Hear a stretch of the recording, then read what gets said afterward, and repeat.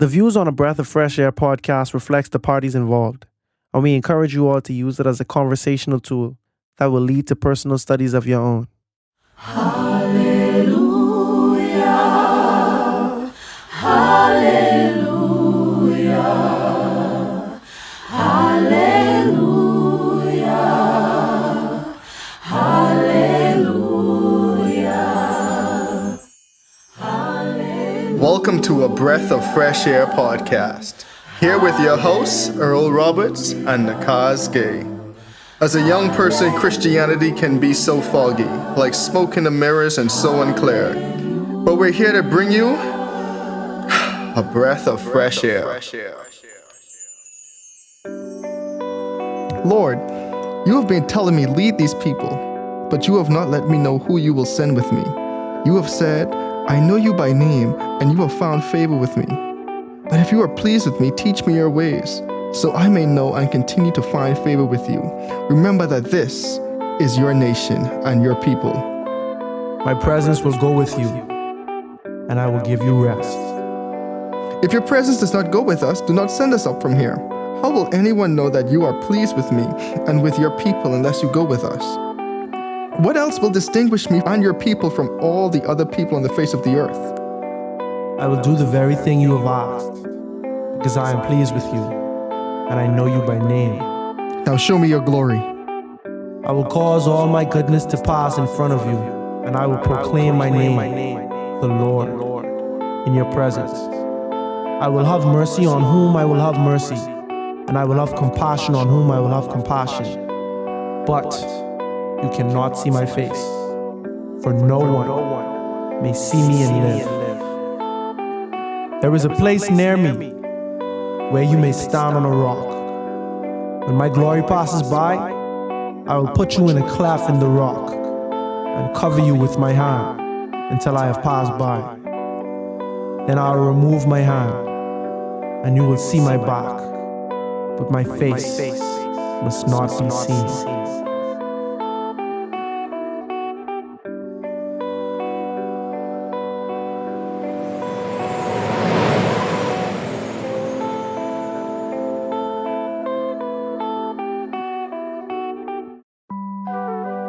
Moses broke the stone tablets in anger when the children of Israel were worshipping the golden calf.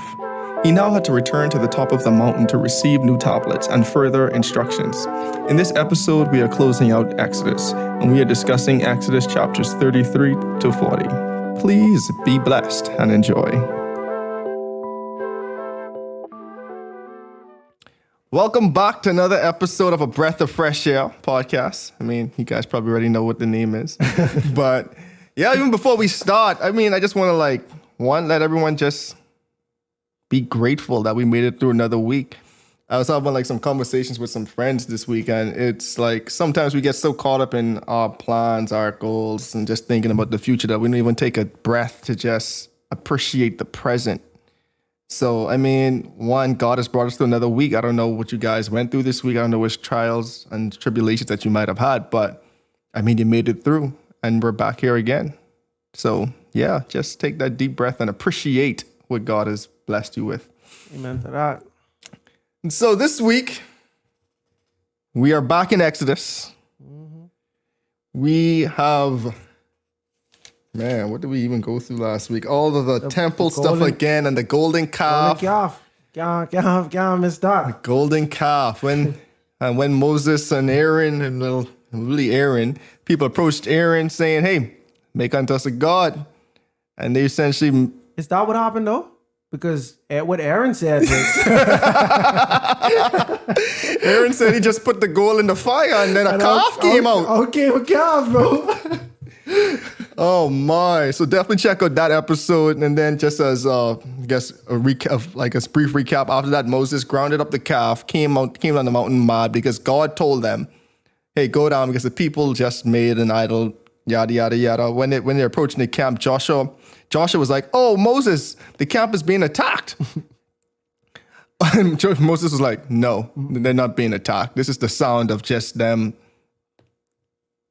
Just partying, I guess, because he was like, this wasn't like rivalry. Victory. Yeah, right. This wasn't victory or defeat. This was them just They was just making a mockery like down there. Wilding out. They was in all their glory too. Yeah, so Moses was in that. He grounded up the calf, made them drink it, and then they also had to sacrifice a few of them. Well, not like, Not sacrifice, but yeah. you know what I'm saying? Like someone have to pay for their sins. Some people lost their lives, and it was by their choice too, though, because you had to draw a line in the side. Those who are for idols go on one side. Those who are against idols go on one side. And then the Lord, made his decision to have the ones who are for to be killed, because they literally said that already, bro. Like, if you worship idols, this is gonna happen to you. Like, and you already committed to not worshiping idols. man, going through, imagine your brother saying, I'm worshiping idols. You'd be like, I love you, bro, but All right, shing, shing. yeah. I ain't even trying to be funny. Oh boy, but you're But not laughing. knowing Adam and Eve, right? Oh boy. Let's say Eve decided that she was gonna worship idols. What you think Adam is gonna do? Based on the only documentation that I Based have, on literally the only documents we have. he didn't want to lose. He didn't want He to didn't want to lose. lose Eve. We could just leave it there. He didn't want to lose That's Eve. an unfair scenario, right? Just Yeah. put it into the air, right? But He didn't yeah, want to lose Eve, man. yeah, truthfully. But then, truthfully, right? You remember when we was going through like Sodom and Gomorrah, and it was just the concept of, if you put your children before God, then you are not worthy of God. Yo, like when I was reading, because in my personal studies I read the New Testament a lot, because we focus a lot on the Old Testament for the pod, so I try to have that balance. And there's a time when Jesus spoke to someone, was like, "Hey, come follow me," and he's like, "All right, let me just go bury my father," and he's like, "Let the dead bury the dead." And that crazy, right? And then there's another time, and it's like, someone was like, "All right, let me go tell my wife and my family goodbye," and he was like, "No," like literally, like, if you want to put them before me, then you're not worthy of me, or you're not worthy to follow me. And bro, that's a very hard pill to swallow, because everybody has someone at least that they care immensely about. But it's not to be confused. This thing should not come before God. So if you have so in this scenario where the children of Egypt, the children of Israel, they were all complicit in worshiping the calf, because they was all partying. Even Aaron was complicit. But when it's time for judgment, and we say, all right, who sincerely does not see anything wrong with this, and who wants to continue doing this, stand on one side, and who doesn't? The ones who stand on that side, you can't allow your affection for them to get between your affection for God and your salvation. Because they made their choice, and their choice, they wasn't thinking about you. They wasn't thinking about how, bro, if I disobey God, I could die. And how you think that can make Earl feel? You understand what I'm saying? They ain't thinking about that. They think about themselves and their desires. Because at the end of the day, we all have to go to God for ourselves. We all have to decide to be saved for ourselves. And it's just a hard pill to swallow. But I start to understand a little more what the human responsibility is, and how God reigns supreme over everything else. It should always be God, salvation, everything else, And so, yeah, so there we are. So we take it from chapter 33. Chapter 33. Yeah, because I think we ended on 32. All right. Reading in the NIV. Then the Lord said to Moses, "Leave this place, you and the people you brought up out of Egypt, and go up to the land I have promised on oath to Abraham, Isaac, and Jacob, saying, I will give it to your descendants. I will send an angel before you and drive out the Canaanites, Amorites, Hittites, Perizzites, Hivites, and Jebusites. Go up to the land flowing with milk and honey, but I will not go with you, because you are a stiff-necked people, and I might destroy you on the way." When So it's a couple of things there even before we go on, right? Like, think about it now. God saying, you know what? I already made this promise to Abraham, Isaac, and Jacob. Y'all go. Y'all go. I'll still send my angel before you. Don't worry. The Canaanites, Amorites, Hittites, Perizzites, Hivites, and Jebusites, I'll still deal with them. The angel will deal with them. But me, myself, y'all already show me what y'all really about. So I'm not gonna I'm gonna withdraw my presence from you guys, because you guys are like stiff-necked, because you guys are purposely resisting me. You know what I'm saying? Like, the whole stiff-neck connotation here too is like when you, like, back in the day when they had like oxes and donkey plowing fields, and in certain countries you might still have an ox and a donkey plowing the field. Like, we all know donkey is a little stubborn. So when the donkey, pulls its neck away from the owner, saying, "No, I ain't going this way," the neck becomes a little stiff. So the resistance. So God was saying, y'all all essentially becoming like these stubborn oxen, these stubborn donkeys out in the field. Y'all keep on resisting me. And God's saying, you know what? It's almost better for me to withdraw my presence away from you guys, because if not, I will probably have to deal with you guys, and y'all trying to almost cause me break my promise, and I can't have that. Same time, right? You could be literally trying to help the donkey, The donkey can literally be going on the way, putting himself in danger, but if he ain't feeling that, he ain't feeling that. Mm-hmm. Stubborn, right? But no, bro, it's funny to me because, by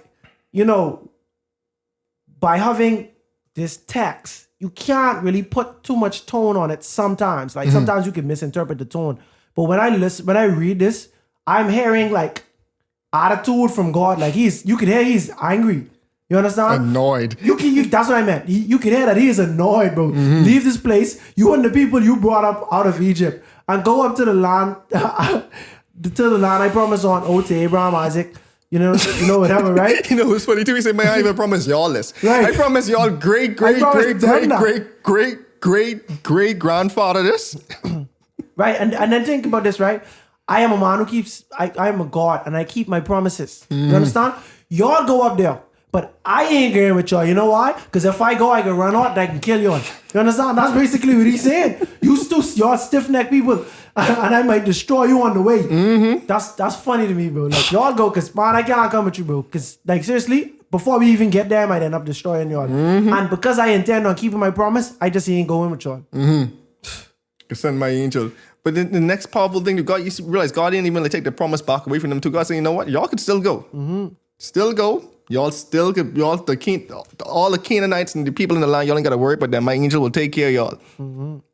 I'm just not going, because y'all doing this calf after y'all just agree.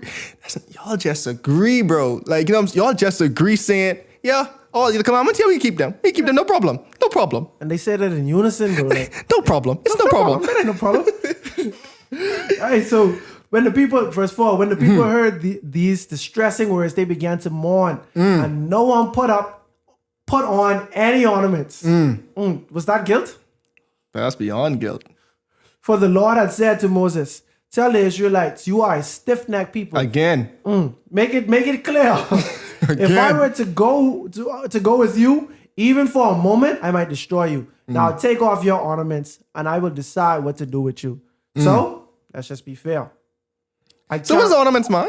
I can't even remember what the score is, but that's the mess up part of it. I think isn't it like 1-2-1, or is like one? Or one being what? One being for and against, and the two was in the neutral. But then last time we had like I'd have give 1 to 4. To 4. So it was like 2-2-1. 2-2-1. Mm-hmm. All right, so 2-4, 2 neutral, 1 against. Right. But this one long. Like this one definitely against. This one's definitely against. So it's the same thing, bro. All of the 2 times when we have definitive proof of being against, it's always in relation to idols. Mm-hmm. You understand what I say? So last chapter, they had their earrings. They take off the earrings and they make an idol out of it, right?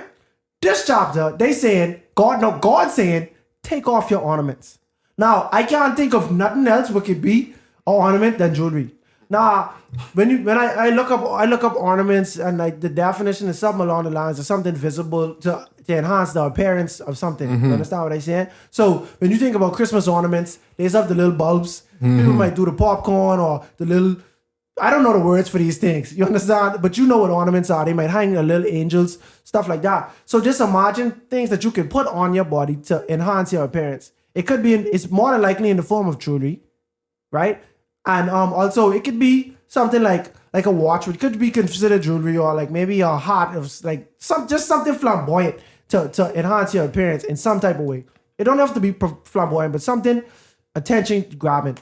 And now they were asked to take off all of those things. And God says, I will decide what to do with you. So I have to be honest with you, that have to be a point against. Mm-hmm. Literally, why are we taking off these ornaments now? Because God don't want y'all to have these ornaments. We see what y'all do with these ornaments and how these have become a stumbling block to you. So it's tied 2-2-2, right? Now, granted, depending on who's asking, it could be 1-4, 3 against, and 2 neutral. You understand what I'm saying? Or the neutral, y'all could sway it either way. But for the most part, we could see where these things have become problematic. Y'all wearing them ain't no harm until it get to idols, you know? And yeah, man. If y'all have any other definition of what ornaments could be, you know, write in the comments, email us, DM us, all of that. All right, so verse 6. So the Israelites strip off their ornaments at Mount Horeb. So now, verse 7 goes into the tent of meeting. Now Moses used to take a tent and pitch it outside the camp some distance away, calling it the tent of meeting. Anyone inquiring of the Lord would go to the tent of meeting outside the camp. And whenever Moses went out to the tent, all the people rose and stood at the entrance to their tents, watching Moses until he entered the tent. As Moses went into the tent, the pillar of cloud would come down and stay at the entrance while the Lord spoke with Moses. But just think about it. They were seeing all of these things, bro. Like, have you ever seen a cloud come down to earth? Nope. Well, as a matter of fact, I remember we was like, you and I, we'd have to been in elementary school, bro. You know, during break time, if you ain't have like lunchtime, if you don't have nothing else to do, you could be in the field. Mm-hmm. You understand? And because the way our high school was, it wasn't like how it is in the US a lot of times where everything is indoors. You go indoors and then you just have your classes. We just had like, it was kind of like college setups. We might have a building, the math department, and you just have to walk outside these buildings and go to the next building, just for y'all to understand. We had like this big field. I remember one day, it had to be an eclipse or something going on, but it wasn't, I don't know how to describe it, but it was like a black circle that surround the sun, but it wasn't like covering over the sun. And everybody was outside looking at this like, what is going on? And I was aware what an eclipse was, so I just say, all right, it was the eclipse. When I was a little boy, I had to be like 8 or 7 or something like that, you know? It's an eclipse. Right, it's an eclipse. And then who cares after that? You understand what I say? Like, we just go on about our day, ain't nothing crazy. You know what I'm saying? Bro, the fact that we saw something like that, or even when you see eclipses, if you ever see, I remember, because you can't look at an eclipse because it might hurt your eyes and stuff like that, but whenever something like that is happening, solar or lunar eclipse, people always want to see it. People go around and just look at it. Imagine you see something of that nature, but it's literally God this time in the sky, and it only happens when Moses is communicating with God, or when Moses is in a certain place, or when God is in the presence of us. You know? Faith is the evidence of things unseen. And we know that these people lack faith. And it was to the point where you could even see stuff. But when that thing ain't around no more, they definitely like just out of sight, out of mind with it. And like I don't even know, bro. Like I don't even know what that feels like. But at the same time, we see where even the Pharisees, they saw Jesus. You know, Jesus was like, man, y'all can look at the weather and predict all of this type of thing, but y'all can't even predict what's going on like right now. Like y'all can't even see prophecy fulfilled. Like you understand? Like, and it's crazy because like I starting to believe that, bro. Like whether someone around or not, like you still have to have that spiritual connection, or your heart can't be hardened, or you can't be stiff-necked, because if you stiff-necked, even if you're seeing these things with your own eyes, you just go override it or bypass it. On our episode during Easter, we talked about how the Pharisees, the Sadducees, all of these people, the council, they had overwhelming evidence on Jesus being the Messiah while he was alive, during his ministry, during the trial, and like all of these stuff just happening, like, because like during the trial when they beat him and stuff like that, the witness recant their statement. You know what I mean? Like Judas come back and say, I lied, it's an innocent man. The woman, Caesar's wife, Pilate's wife, say, I had a troubling dream. And then when Jesus was dying, it was just the supernatural things that were happening. But to them, they just didn't care. They was fixated to go against anything divine that they see. And that's because they too were stiff-necked. Their hearts were hardened, you know. And you can see that with the Israelites, bro. I want to go hard on the Hebrews, bro. I want to go hard on them. But I might have a log in my eye. So I can't even talk about the speck in their eye. Because literally, if I don't know how heaven is gonna be or how the end times is gonna be, right? But I imagine that a lot of people, like the Israelites, they didn't know this stuff was gonna get right about them. They probably didn't know there was gonna be in a Bible, XYZ. They just was living their life. You and I and the people during our time, there might be books written about us. You understand what I'm saying? And then mercy. People from the outside looking in can say, well, how didn't they know How didn't they know this was God trying to get their attention? We have pandemic, we have race war, we have this and that. In the Middle East, they have all type of wars. And how didn't they know? You know? So I have to be humble in this, seriously. But like, this helped me to understand how you could really just miss it. Despite seeing things, you could really miss it, you know? And they on thin ice now. So if this is the furthest you have ever went in the book of Exodus, or even just in the Bible period, in your mind, you probably thinking, this is as bad as it can get. No, you are mistaken, because But wait, there's more. There's more. Just to be honest with you, like, it's not a lot of change behavior with them, you know? And just goes up and down and up and down. It's like the cycle. Just anyway, I don't even want to spoil it. It's just the cycle with the children of Israel, just showing that, yeah, they just don't change. Exactly.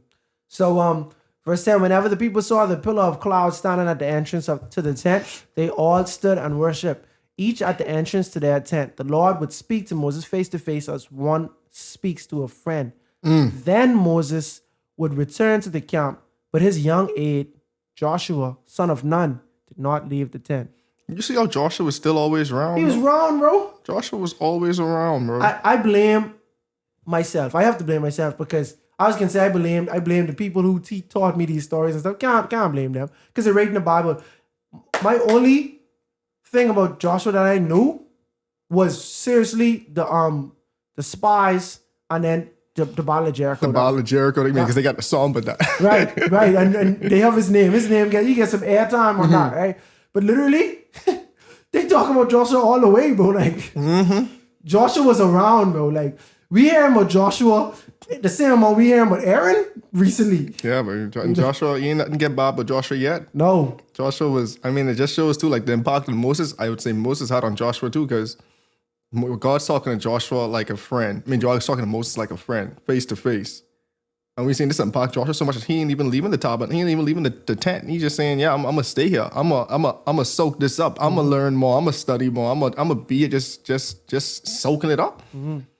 And yeah, probably couldn't have been a better successor, in all honesty. Yeah, because he was there. Like, that was literally like the protege. That was the apprentice. That Joshua was. And he was ready to rub. Always. He said, God on my side, who can be against me? Rub, by definition, means fight in the Bahamas. So basically saying he was ready for war. Wartime. Or he was down for whatever, as we say in today's. He said, who coming against my God? You know that when Moses was coming down from the mountain? He was ready. He said, bro, I hear war. It's wartime. Let me go. It's wartime. They need me, Moses. Put me in the game, coach. So yeah, that's Joshua for y'all. Just a little intro to Joshua. We can get to Joshua. We got some fun with Joshua. Oh yeah, I can't wait to get to Joshua.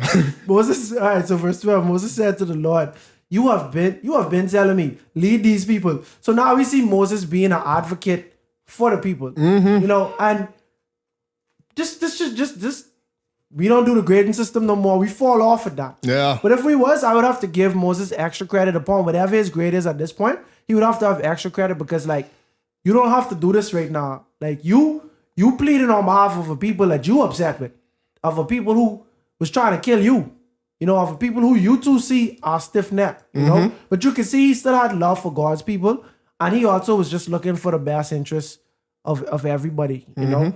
He said, God, you've been telling me, lead these people, but you have not let me know whom you will send with me. You have said, I know you by name, and you have found favor with me. If you are pleased with me, teach me your ways, so I may know you and continue to find favor with you. Remember that this nation is your people. Then the Lord replied, my presence will go with you, and I will give you rest. Then Moses said to him, if your presence does not go with us, do not send us up from there. How will anyone know that you are pleased with me and with your people unless you go with us? What else will distinguish me and your people from all the other people on the face of the earth? And the Lord said to Moses, I will do the very thing you have asked, because I am pleased with you, and I know you by name. Before we get to the next part, right, I just want to point out something. So now we see how Moses essentially was begging for God. Well, you know, say begging, but how God, he was trying to essentially pleaded for God to come, like, show, like, to bring his presence. Because if you look at it, right, when we start off this chapter, what God say? You guys can go to the promised land, but I'm not going to send my presence with you. But to Moses, he already had this close connection to God. He's saying, guess what? This promised land ain't worth nothing if your presence isn't with us. He's saying, yeah, we could go to the promised land, but what is it to get there? But we still have the presence of God with us. So now he's saying, you know what, God, like, if I found this favor with you, I was like, please send your presence with us. Like this, your presence being closer to you is more important than this promised land. So and look what Moses leveraging. He say, off of my face, off of Moses, like, God, I want to know that you pleased with me. You understand what I'm saying? And if you ain't with me, like, what would distinguish us from every other nation? You understand what I'm saying, Lord? If you pleased with me, I asking for this. And God said, I could do it. True, I pleased with you. You understand? Like, so like, in the Bahamas, like, say, bro, Moses, Earl, only true your face good. Your face good.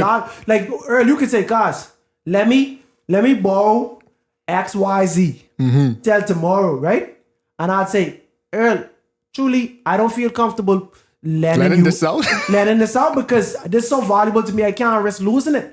But only through your face good, I could do it because I know you're a responsible person, XYZ. And so this is the first time when we see where Moses put himself on the line to vouch for the people, and God obliged because he loved Moses and he's pleased with Moses' leadership. And bro, to me, there's a lot of growth too. There's a lot of growth because right now we could be, I don't know if Moses still talking to Aaron or not. You understand? No, I'm lying. Moses used to talk to the Hebrews through Aaron. He used to talk to God through himself. You understand? But we can see from the burning bush time to now where it's a completely different, just the character development, bro. I mean to try to fictionalize him by saying the term character development because this is a real person, but just the growth. But it's still growth. Like we all grow through the things we've been through. Now we're seeing Moses through the plagues, through even bringing them out of Egypt, through the Red Sea, parting of the Red Sea. He's like, yo, I'm definitely closer to God now. Like, and I've been leaning on God a lot more since. It's like he thought he needed God to bring them out of Egypt. He's like, no, I need God a lot more now to deal with them in this desert. Yeah, like no lie, like Pharaoh didn't, like his life, Moses' life probably didn't feel threatened at all while he was talking to Pharaoh. You understand what I'm saying? But talking to them, that's a whole different beast in itself, you know? And so we see from the burning bush, God was upset with Moses, right? Moses, you look like you just don't want to do this. You understand? Later on, God going to kill Moses because he didn't take care of his covenant with his son. He didn't circumcise his son. You understand what I'm saying? True everything else, we see Moses being a good steward. But even up till now, we can see where God literally saying, bro, you do the most right thing right here. I about to do this because of you, I can calm down. These people, and that's, you remember we talk about the difference between grace and mercy. You understand what I'm saying? Grace being when you get something that you don't deserve. Mercy being when you spared from something that you do deserve. Yep. This mercy, God being merciful right now. You understand what I'm saying? And this just showed the humility on Moses because Moses had already had the opportunity that we could have a nation through you. You could think about that. Bro, think about that. Like God saying, bro, I can run the offense through you now. You see, like how they esteem Abraham, and every time God talk about who he is or what he's promised, he always bring up Abraham because Abraham is well respected among y'all. Y'all respect him. That's how ancestors can't go against him. So when God said, I am God, you be like, who? The God of Abraham? Like, oh yeah, that guy, yeah. You know? And so Moses, you could be the new Abraham now. You know, you could be that new guy. You know, but Moses said, no, Moses said, God, come with us. I ain't gonna feel comfortable without you around. You understand? I ain't even gonna feel like you pleased with me without you around. And then at the same time, when other people see us, there ain't gonna be no difference between us and you know, and everybody else. So, and then what Moses do from there? Start pushing it. Yeah, he started pushing it, bro. Start pushing it. Pushing it and all. It's like, it's kind of a way to say pushing it, but he's like, okay, you know what? This almost reminds me of Abraham. You know, Lord, if it please you, okay, I got you here. Okay, now since I already got you here, let me see how far I could go with this. Yeah, like when he's talking with Sodom and Gomorrah. Would you spare it for 100, Lord? Would you spare it for 10? I'm only but a humble servant. You know? but 10, you know, what you do for 10? So not just go to show God reasonable too, you know, even though God like stern and like. I can imagine, look at these humans just trying to bargain with me. Yeah. Look at him.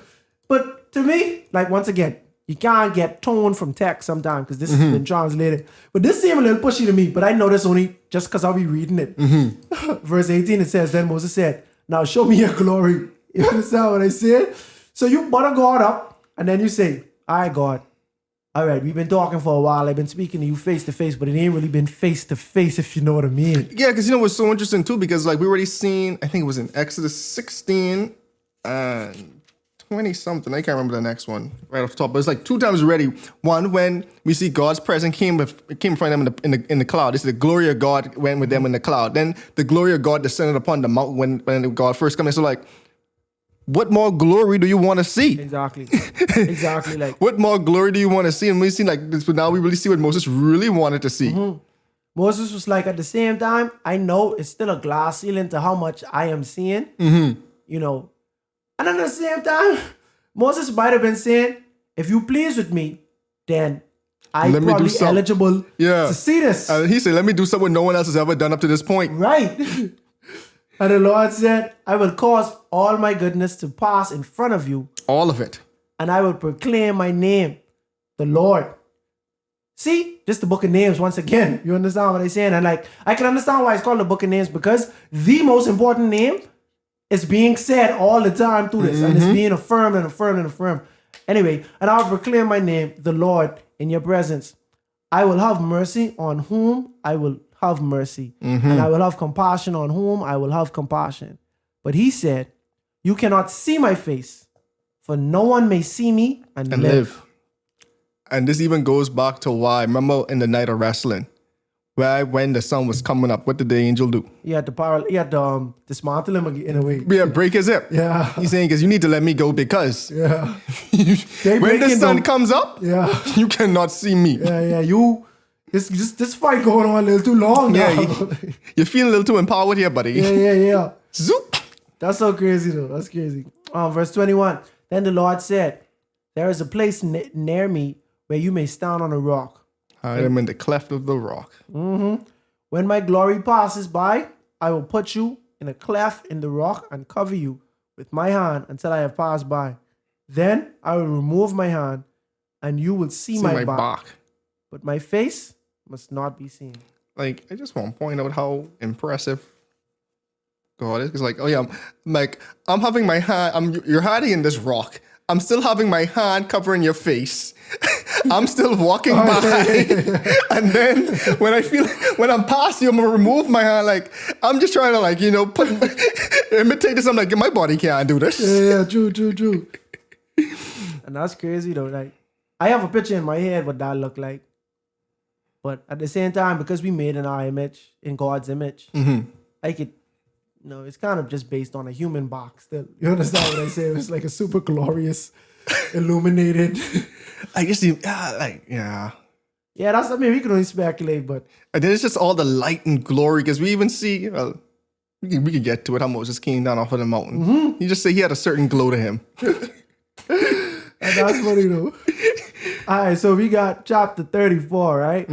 So now, you know, some things have to be replaced because Moses, in a heat of passion, ended up destroying the first tablets that God gave him. He was so angry. And you can see the temper ain't all the way going away. Like, he's still at a limit. Even though this guy was super humble now, super good leader, super patient, there was still a breaking point. But sometimes it's like, I'd rather break this before I break you. For true.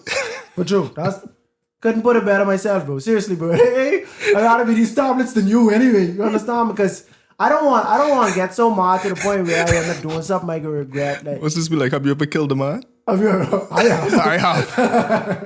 Have you ever killed a man? No, I have. You don't want to go there with me. It's a little inside joke for the people. Anywho, chapter 34. The Lord said to Moses, chisel out 2 stone tablets like the first ones, and I will write on them the words that were on the first tablets, which you broke. Don't forget that. Don't forget that, bro. I gotta run this back because of you. Yeah. Be ready in the morning, and then come up on Mount Sinai. Present yourself to me there on top of the mountain. No one is to come with you or be seen anywhere on the mountain. Not even the flocks and herds may graze in front of the mountain. So Moses chiseled out 2 stone tablets like the first ones and went up Mount Sinai early in the morning as the Lord had commanded him. And he carried the 2 stone tablets in his hands. Then the Lord came down. This is a random question, right? Mm-hmm. Why do we always think the tablets was like the square with the round on top? Yeah, I don't know. Where we get that from? Like, I suppose it just was square or just rectangles or... True.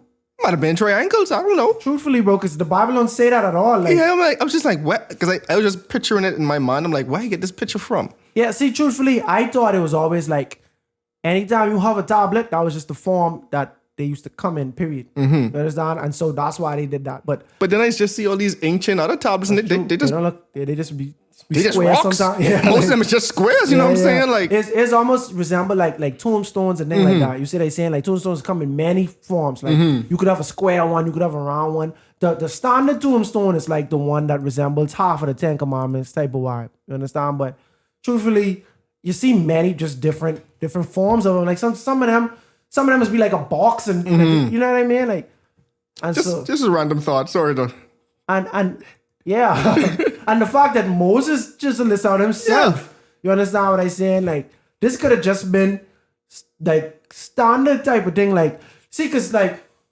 the tablets that they look so perfect and symmetrical. Yeah. You know what I mean? But yeah, I don't know.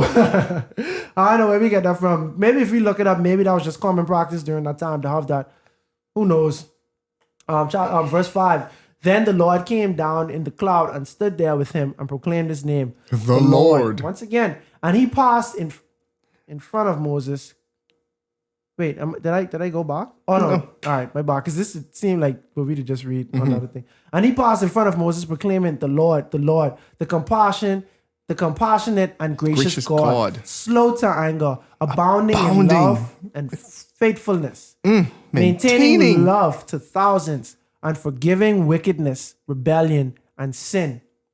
Yet he does not leave the guilty unpunished. He punishes, don't forget that now. This is like an epic intro too, bro. Like, this is you're so powerful, man. Yeah, see, and to me, when I read stuff like this, like to me, I already have in my mind that nobody, like everyone should be humble. Like that's all I have in my mind. So when I see somebody boasting but their feet and all of this and that, like it's kind of be like uncomfortable for me because I'd be like, bro, you doing too much. You know? But this is literally God. This is God, the perfect God, the creator of the universe, heaven, earth, everything. Saying, guess what? I mean, like even in the last chapter 2, in chapter 33, when he's saying, I will have compassion who I have compassion on. I will forgive who I will forgive. But think about it. Lord, in his perfect, infinite wisdom, he can say that. Guess what? If I have compassion on someone, I know why they need to have this compassion on it. Exactly. It ain't no argument. And if I don't have compassion on you, guess what? I know why I ain't having compassion on you. Exactly. And that's the thing. Fairness is a human concept. Like God is literally fair. Based on fairness. Based on what we think fairness is, God is that because like he's always just. You understand? And this is the thing. It's like the parable when they were in a vineyard and the owner of the vineyard was like, hey guys, come work for me for like 8 hours. I can give you like $100 or something like that. Just put it in layman's terms. So they work all day. Then some people come half day.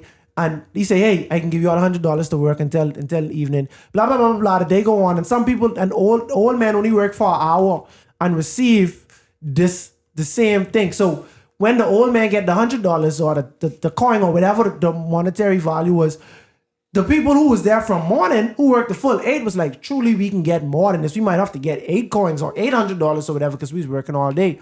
When it come daytime, all of the people who work longer was like, yo, wait, they only work for an hour, they get 100, you know? And the owner was like, hey, what you agree on? You agree to work for 100, right? What you get? 100, right? The wages of sin is death. We already know that. We already accept this. And whether we accept it or not, that's literally the wages. You understand what I say? And so the fact that you sin, punishment comes. Death comes. You understand what I'm saying? So if it doesn't happen, consider yourself blessed and consider yourself to receive grace and mercy. You understand what I'm saying? But but if you do get punished and you see someone who you assume should have gotten punished, don't get punished, you can't turn around and say, wait, that ain't fair, that ain't this and that. Because literally, you work for that debt. You work for that payment. Just like all the same people, they work that 8 hours for that $100. You understand what I'm saying? And then at the same time, right? If we being fair, ain't none of us deserve to go to heaven. If we being fair, let's just be real. If we being real, ain't heaven for none of us, bro. If it's based on our standard. You know? Because our righteousness is filthy rags. Filthy Ain't rags, nothing we man. can do to impress God to be like, yeah, this person got to make it, yo. But you know, I heard a pastor say this my freshman year at Oakwood, bro, and it really stuck with me.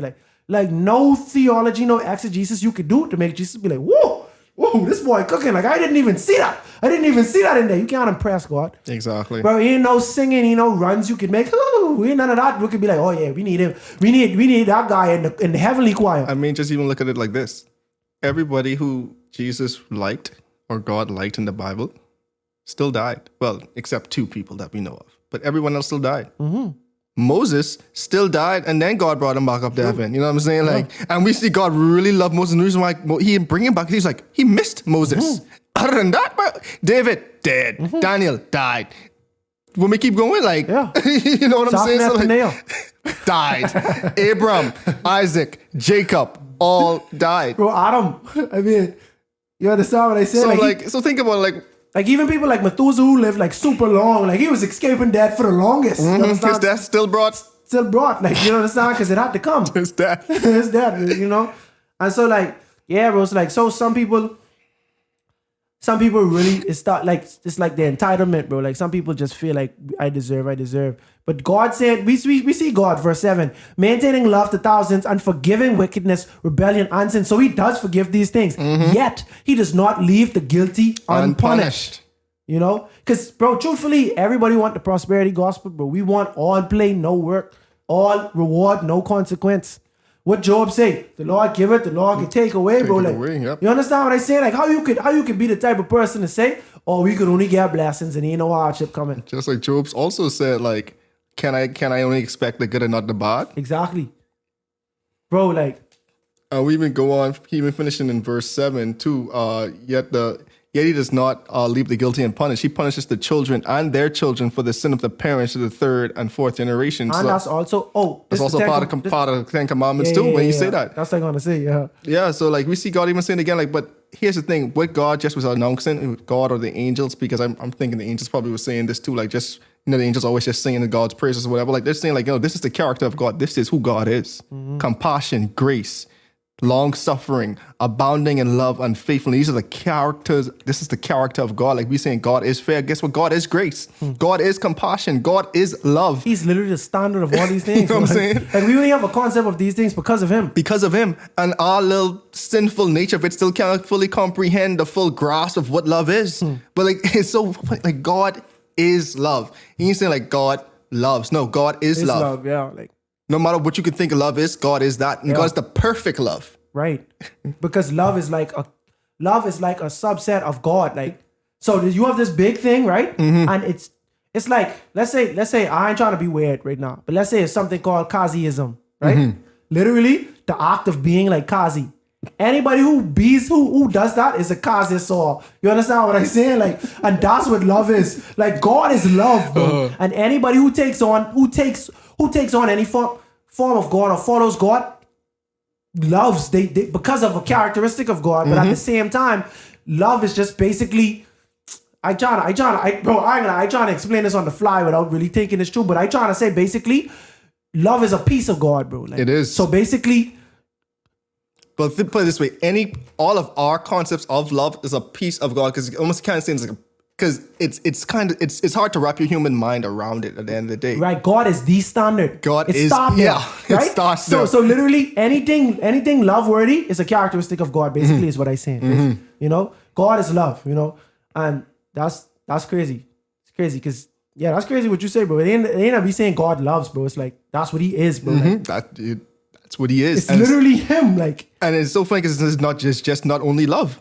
It's also compassion. Right. He is compassion. He is just. He is grace. Right. He is long suffering. He is faithfulness, bro. Like is because for us we thinking like all these are so separate things, and God's like, no, I am these things. That's me. I do this. Like, like without thinking. Like, no lie. Like it's hard to wrap your mind around that. And the thing about it is why it's so like powerful that He does it, because He don't have to do it. Like you, bro, like, that's the thing, bro. The fact that we as sinners, right?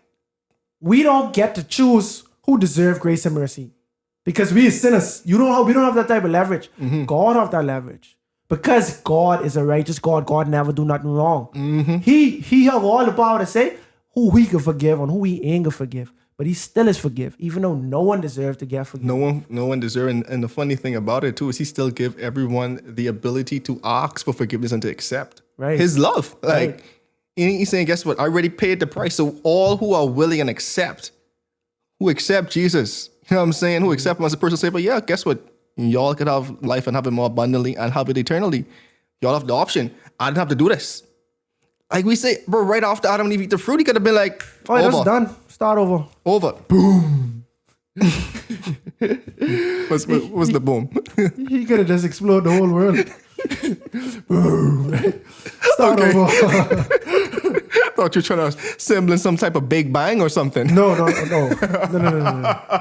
Of course not. We don't use that kind of language on this podcast. Just kidding, but... All right, verse 8. Moses bowed to the ground at once and worshiped. Lord, he said, if I have found favor in your eyes. Boy, Moses, he's a humble one. He's riding these coattails a little too good. Lord, if I find favor in your eyes again, you know? Yeah. That's true, but he's always come correct. That's what I'm saying, though. If I have, he take a bit from Abraham, Buck. We gotta admit. He studied. Yeah, he studied. You know, some even say he wrote the book of Genesis, so he's like fully familiar. But anyway, Lord, if I have found favor in your eyes, then let the Lord go with us. Although this is a stiff-necked people, forgive our wickedness and our sin, and take us as your inheritance. Then the Lord said, I am making a covenant with you. Before all your people, I will do wonders never before done in any nation in all the world. The people you live among will see how awesome is the work that I, the Lord, will do for you. Obey what I have commanded you today. I will drive out before you the Amorites, Canaanites, Hivites, Perizzites, Hivites, and Jebusites. I still want to memorize this order soon, you know, bro. Like, I look, kind of tired of saying these names. No, I actually waiting to see all of these things come into fruition. We gonna get into these battles now. That's right, because what I saying is we already know for sure the exact people who he targeting. All right, to verse 12. Be careful not to make a treaty with those. I like this part, Rachel. Be careful not to make a treaty with those who live in the land where you are going, or they will be a snare among you. Break down their altars, smash their sacred stones, and cut their Asherah poles. Do not worship any other god, for the Lord, whose name is jealous, is a jealous God. So we get another attribute of God. Exactly. And thinking about it, even goes back to Ten Commandments again. God literally says, I, your God, I'm a jealous God. For a second, I thought we was reading the Ten Commandments again.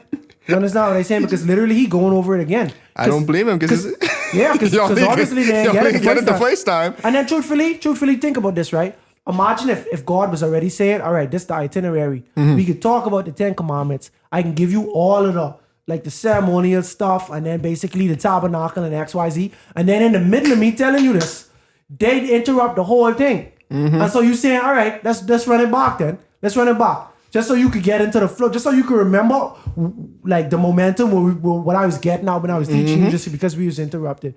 Because even when the Lord, like how the chapter start with him talking about the third and fourth generation, I was starting to say that's in the 10 Commandments, that's in Exodus 20. But now we see how this the same type of atmosphere. Like I set in the time right now. Let's revisit this again. We're gonna see a couple more things coming. Like, oh yeah, this was in the 10 Commandments. And granted, this whole thing is about the new stone tablets. So like, yep, let's reiterate some of these points again. Right. Because clearly, anyway, keep going. No, but it makes sense though. Yeah. Because this is a new 10 Commandments, so we got to go through this again because I'm writing this down. Think about if I had to write something down for you, like I had to write a manual, and me and you chilling and we chopping it up, I would say, yeah, as I write now, I'd be like, yeah, bro, so remember, this and that, honor your father, X, Y, Z.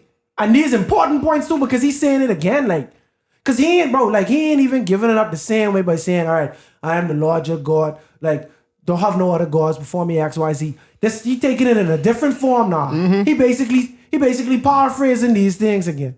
You understand? Like, this ain't the exact things what he's saying, but he giving you the same just. And it's also like a little slight for one, like, yeah, I'm writing it down, but yeah, y'all about to go in the king, y'all about to come across these people. Yeah, those Asherah poles, yeah, don't even worship, don't fall for it. I am your God. I'm a jealous God. I'm telling you this again.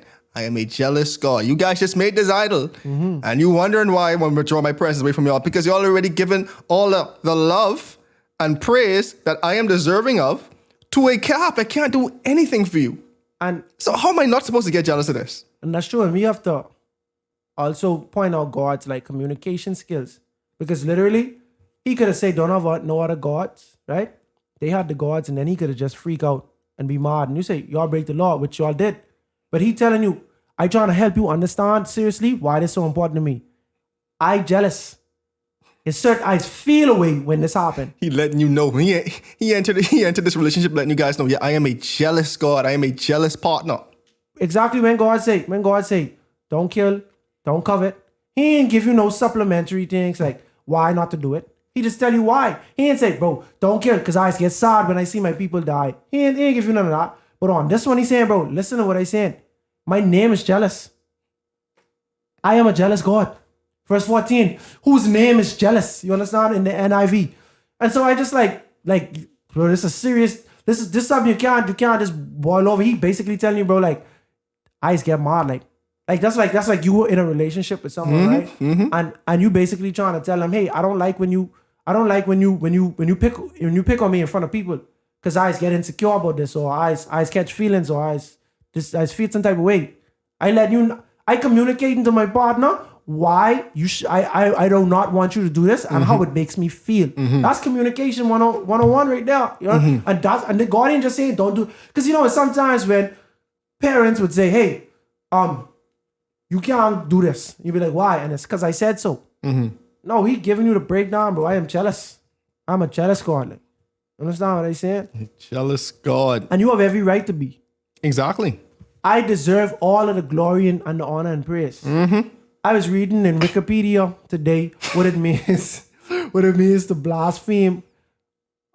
How they put it? They didn't say blaspheme against the Holy Spirit, but something to say speak against the name of the Holy Spirit. Right?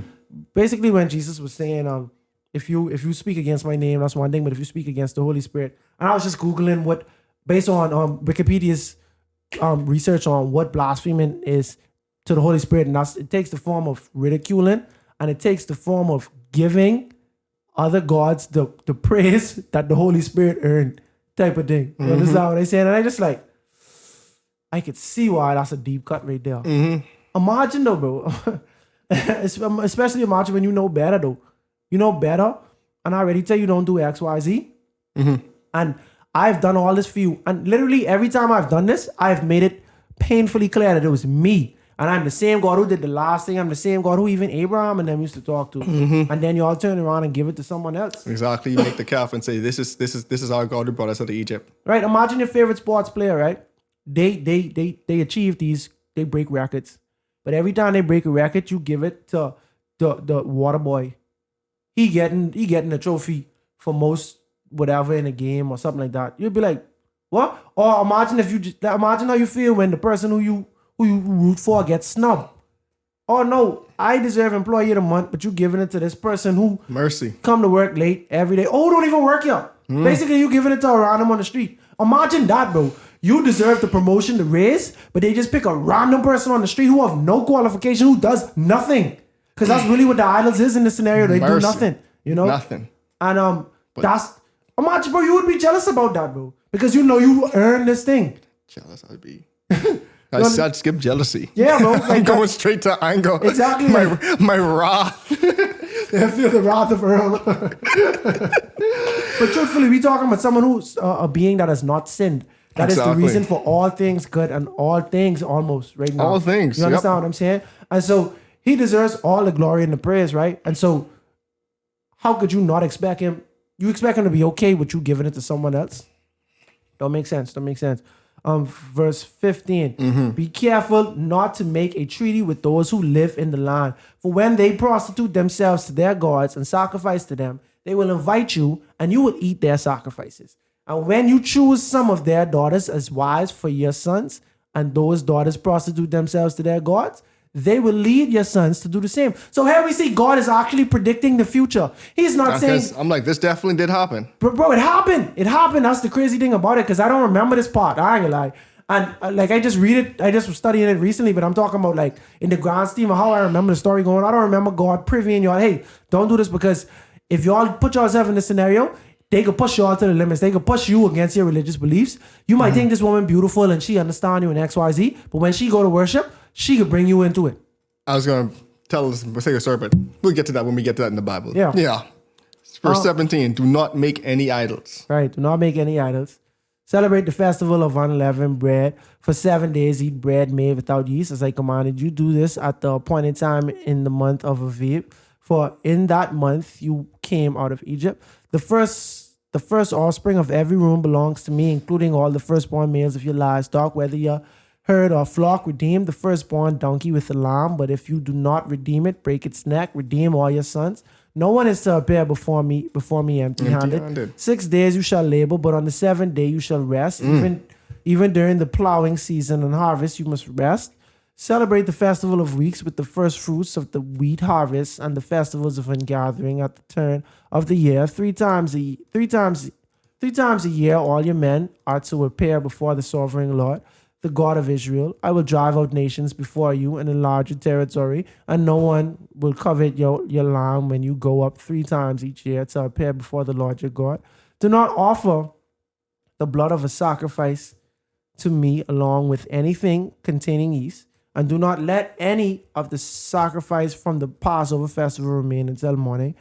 Bring the best of the first fruits of your soil to the house of the Lord. Do not cook a young goat in its mother's milk. Then the Lord said to Moses, write down these words, for in accordance with these words I have made a covenant with you and with Israel. Moses was there with the Lord 40 days and 40 nights without eating bread or drinking water. He wrote... So that answers our question. Exactly. That answers our question to the T. Exactly. Because remember I was saying, no, but he probably was, Had a little snack, had some extra mana. Probably was living good, like up there. But no, he was fasting. And, God just was preserving him that whole time. No? The Lord shall supply all your needs. Exactly, like literally. And he wrote on the tablets the words of the covenant, the 10 commandments. And then we see Moses departs and went from that mountain. When Moses came down from Mount Sinai with the 2 tablets of the covenant law in his hands, he was not aware that his face was radiant because he had spoken with the Lord. Had a little glow to it. Yeah, a little glow. Had a little glow. Had a little glow up. When Aaron and all the Israelites saw Moses, his face was radiant, and they were afraid to come near. Now, ain't that something? So this man's face is literally radiating God's presence, because he literally, God literally had all the glory of God was before him, so that, rubbed off on Moses. But instead of being delighted, they were scared to come around Moses. The glory of God was too much for them to bear. Like, it's just, I don't want to say crazy, but that's just hard to think of. Like, y'all should be happy. They're like, nah, man, we are terrified of this. Moses, something wrong now. We can't even come around you. So what Moses had to, what they say Moses essentially do? So Moses called to them, and so Aaron and all the leaders of the community came back to him, and he spoke. Afterward, the Israelites came at him, and he gave them all the 10 commandments the Lord had. I was gonna say he had to put a veil over his face in verse 31. So anyway, we'll just read it. After all the Israelites came near to him, and he gave that all the 10 commandments the Lord had just given him on Sinai. Moses finished speaking to them. He put a veil over his face. He's like, to make you all feel more comfortable, I'm gonna cover my face up. Yeah, let me cover up a little bit. Why Moses is too humble. Yeah, Moses was super humble. Y'all gonna see this glow. Remind y'all of this scarf. Right. This why I was not the leader of the children of Israel. That's true. Can't say. I couldn't do it, bro. I mean, if God said I could do it, I could do it. But I would have had the same demeanor as Moses at first, like, trying to just come up with excuses not to do it, just straight up. 34. But whenever he entered the Lord's presence to speak with him, he removed the veil until he came out. And when he came out and told the Israelites what he had been commanded, they saw that his face was radiant. Then Moses would put the veil back over his face until he went in to speak with the Lord. So this was a reoccurring thing. Yeah, his face was glowing for some time. All right, so now from Exodus 35 to Exodus 39, we essentially repeat all of the instructions about the tabernacle and setting up the tabernacle with the ephod, the Ark of the Covenant, priestly garments, the priestly lamps, garments, the lampstand, salve. the altar of burnt sacrifice, the altar of incense, the table of showbread. So Moses, everything, all the instructions that God gave Moses for the temple, Moses told to the people, and essentially we're seeing almost like verbatim, the people started to do this. A couple things to point out that was important is that when Moses started, it was here too, like when Moses asked for the offerings, they brought so much. Yeah. Moses had to turn back people. So one, to show how much gold and silver they brought from Egypt. That's true. That's crazy because remember they set apart two guys. One was like an artist, or one was like a designer, or something like that. And Ezekiel and Ohel, something, yeah. Right, and literally God tell Moses that they was already designed to do this, and they was designed to do it just as they say, just to reach out, and they needed gold and they needed all of these material, and people came and gave their offerings, and then those guys ended up turning around and be like, hey, we have enough, like, you know what I mean? So Moses had to turn around and tell them, hey, that's enough offerings, we get it, we got enough, and that's how they really plundered. Spoiled the Egyptians. Yeah, they get everything from the Egyptians. Yeah, that's crazy. And so basically those like 4 or 5 chapters is kind of just the application of everything that God had told them. So they cover a lot of what we already spoke about because in the previous 2 episodes. Yep. Right, God gave them the instructions on how to do it. Moses had to give them the instructions, and then it's an account of how they actually pursued it. Yeah. So we said that all to say is that, in the essence of, I guess, not to put you guys through that again, granted, go back and listen to the previous 2 episodes to get a full breakdown of that. But we're just going to go to chapter 40. So this is now when essentially everything that God told Moses told the people, and essentially built the tabernacle. Yeah. So in chapter 40, then the Lord said to Moses, set up the tabernacle in the tent of meeting on the first day of the first month. Place the ark of the covenant law in it, and shield the ark with the curtain. Bring the table and set it where it belongs. Then bring in the lampstand and set up the lamps. Place the gold altar of incense in front of the ark of the covenant law, and put the curtain at the entrance to the tabernacle. So we see this like going back to the curtain separating the holies from the most holy places. So essentially God told Moses, put all the finishing touches on the tabernacle. And then he said, place the altar of burnt offering in front of the entrance to the tabernacle, the tent of meeting. Place the basin between the tent of meeting and the altar, and put the water in it. Set the courtyard around it, and put the curtain at the entrance to the courtyard. Take the anointing oil and anoint the tabernacle and everything in it. Consecrate it and all its finishings, and it will be holy. Then anoint the altar of burnt offering, all the utensils. Consecrate the altar, and it will be most holy. Anoint the basin and the stand, and consecrate them. Bring Aaron and his sons to the entrance of the tent and wash them with water. Then dress Aaron in the sacred garments, anoint him and consecrate him, so he may serve me as a priest. We know Aaron and his sons is going to be the first priest in this tabernacle in the desert. Bring his sons and dress them in tunics, anoint them, just as you anointed the father, so they may serve me as priests. Their anointing will be into the priesthood that will continue throughout their generations. Moses did everything as the Lord commanded him. So the tabernacle was set up on the first day of the first month in the second year. So we see that also been in the desert for the second year they're going to be in the desert. When Moses set up the tabernacle, he put the bases in place, erected the frames, inserted the crossbars, and set up the posts. Then he spread over the tent, over the tabernacle, and put the covering over the tent as the Lord commanded him. He took the tablets of the covenant of the law and placed them in the ark, attached the poles to the ark, and put the atonement cover over it. Then he brought the ark into the tabernacle and hung the shielding curtain and shielded the ark of the covenant from the law as the law commanded him. Moses placed the table in the tent of meeting on the north side of the tabernacle beside the curtain. And this going back to some of the stuff that we've heard before. And set out the bread before the Lord as the Lord commanded him. He placed a lampstand in the tent of meeting opposite the table on the south side of the tabernacle. He set up the lamps before the Lord as the Lord commanded him. Verse 26, Moses placed the gold altar in the tent of meeting in front of the curtain and burned fragrance incense on it as the Lord commanded. Then he put a curtain at the entrance of the tabernacle. He set the altar of burnt offering near the entrance of the tabernacle, the tent of meeting, and offered on it burnt offerings and grain offerings as the Lord commanded him. He placed the basin between the tent of meeting and the altar and put in it for washing, and Moses and Aaron and his sons used to wash their hands and feet. and they washed whenever they entered the tent of meeting or approached the altar as the Lord commanded Moses. Then Moses set up the courtyard and around the tabernacle and altar and put up the curtain in the entrance to the courtyard, and so Moses finished the work. Then the cloud covered the tent of meeting, and the glory of the Lord filled the tabernacle.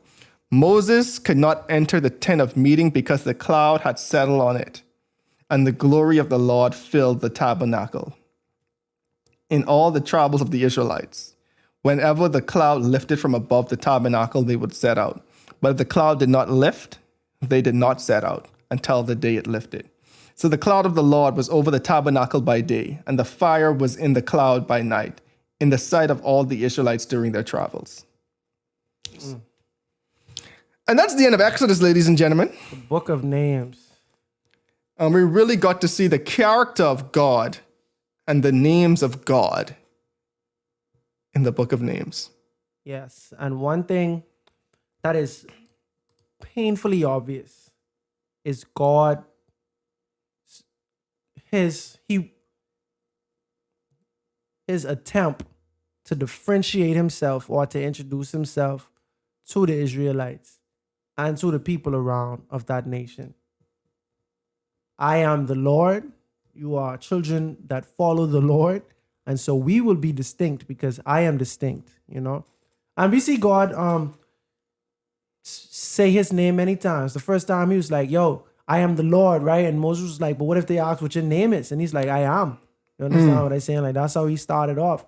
And then later on, when he keep talking to Pharaoh, he's like, I'll bring this plague so you will know that I am the Lord. Like, so at least 10 times we know that for sure. And then every time we see God talk from there, God always mentioned who he was, you know? So truthfully, couldn't have had a more fitting name than the book of names. The Exodus story is cool, but literally it was only a few chapters, maybe 19 or 18 chapters where they was actually exiting or maybe in bondage. But we can see from chapter 1 straight to chapter 40, the Lord is maintaining his reverence and his holiness of being the Lord. You know, it's a pretty cool book. But in the grand scheme of like the Hebrews, this would be like the introductory chapter for like the Hebrew journey. You know, understand what I'm saying? It's like a 3 or 4, maybe even 5 book journey with these group of people. And we can see a lot of reoccurring, we can see a lot of continued patterns and continued habits, you know. But one thing that can't be mistaken is God's righteousness and just literally God's characteristics during all of this. Exactly. You know, we see where God advocated on behalf of them, where he supplied their needs. We can see where he taught them, where he forgave them. And even now, like, in between all of those things, we see where they have fallen and did wrong. But it's just, I think it's pretty cool how the book of Exodus could end with them achieving everything that Moses and God just was talking about in terms of like setting yourselves up as a people. So y'all get your tabernacle sorted out, y'all get the Ark of the Covenant, y'all get everything sorted out. So now we can really move as a unit, and I can really do what I was planning to do. And so we can see God literally just forgive them, you know. After all of that, God still find forgiveness. We thankful for Moses for advocating on their behalf. And now they could actually start to be, they take you one step closer to being the people who God set them out to be, basically. Yeah, man. It's like, what I'm thinking about is like piggybacking on what you said. We see at the beginning of the book, it was just Moses asks, who should I tell the people that you are? I am. And now we see at the end of the book, God saying, you know who I am? I am love. I am compassion. I am grace. I am slow to anger. I am faithfulness. I am maintaining love to thousands and forgiving wickedness. I am forgiving rebellion. I am forgiving sin. I am jealous. You know, I am jealous when you guys don't listen. But it's just like the development too. It's like, okay, it's the beginning. Like, okay, I am should have sufficed, but clearly this I am didn't work for you guys. So now you want to know who I am. Here is who I am. Here are my attributes. Here are my characters. You don't have to think like God is like love. No, I am love. God isn't like faithfulness, or God isn't faithfulness sometimes. No, I am faithfulness. I am just. I am compassionate. I am long suffering, slow to anger. Like this is who I am. So like you said, it's fitting in the book of names. We really get introduced to who God is. Is like shouldn't say no longer, but like the God of Abraham, Isaac, and Jacob. We're not Nakhaz anymore. Now I am this is who I am. That this is now you guys need to get to know me for who I am. Because like we said, the merits of your forefathers have gotten you to this point, but you guys need to get this relationship with me for yourselves. Because now Abraham's long gone, Isaac's long gone, Jacob's long gone. You guys don't even really know who they are. You just know that, yeah, we're their descendants. But now it's time for me to have a relationship with you guys, and you guys have a relationship with me. So this is who I am. I am the God who loves you.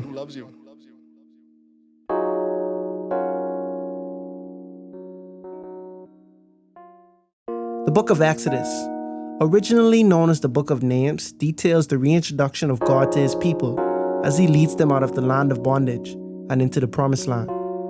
It is here that we learn the name of the Lord, I am. But it is also here that we are first introduced to the 10 Commandments given to Moses. But the Lord still has a lot more to teach Moses and the Israelites. But we'll talk more about that next week as we embark on the third book of the Bible, Leviticus, on the next episode of A Breath of Fresh Air.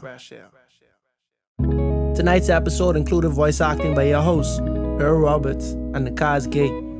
Remember to go ahead and research on your own in order to get a more firm understanding of tonight's episode. And if you enjoyed it, make sure to like, subscribe, and share with your friends. You can follow us on social media at A Breath of Fresh Air Pod on Instagram and BOFAPOD on Twitter. Thanks everyone, and we'll see you next week.